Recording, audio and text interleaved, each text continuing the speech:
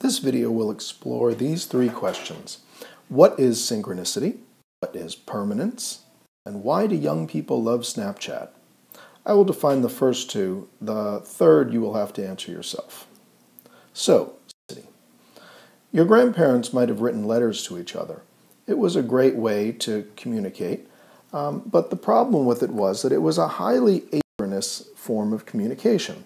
A long time from the time that you wrote the letter, put the letter into an envelope, put it into the mailbox, and then receive the letter. It was great when you finally got the letter, but there was not the immediate back and forth. It's a highly asynchronous form of communication.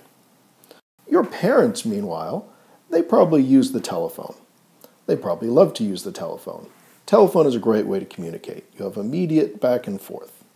Telephones are synchronous, unlike conversations by letter. Telephone conversations are also impermanent, which means that they are unrecorded.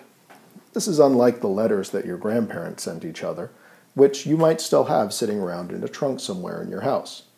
Your parents' telephone conversations, thankfully, left no record.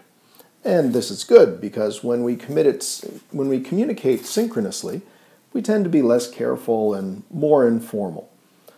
We use an informal register and don't worry so much about the grammar that we're using.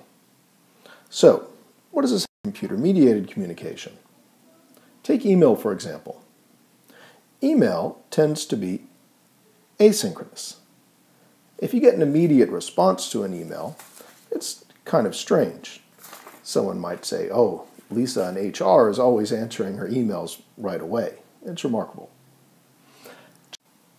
So email is asynchronous and it's permanent. It's not as permanent as the letters that your grandparents were sending each other. These letters, like email, tend to be less like spoken language, the informal conversations that you would have on the telephone, and closer to formal language. You would be careful with your grammar and you would use a more formal register. You would probably use fewer abbreviations than you would in a chat, for example. So, what about chatting? Where does chat fit into this? Well, chat tends to be synchronous and also somewhat impermanent. People don't tend to archive their chats, but you can go back and check up on them, so it's not completely impermanent. Now, that brings us to Snapchat.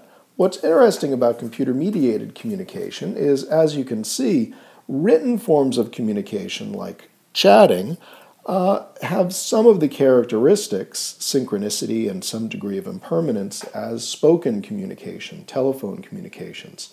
Another interesting feature of computer-mediated communication is that people use images and visuals, photographs even, to communicate. We use emoticons, we use emojis, and with Snapchat, what is becoming a very popular form of communication, we use actual photographs. Now, another feature of Snapchat is that Snapchat is very much impermanent. Where does it fall in synchronous and asynchronous? It's somewhat in the synchronous. So it has many of the features of telephone conversations, not as synchronous as telephone conversations, but just about as impermanent as telephone conversations. But we could put it right there. So now I would like you to consider some other forms of computer-mediated communication. Twitter, for example. Where would Twitter fall on this matrix? Or where would Instagram fall on this matrix? Those questions. Thank you for watching.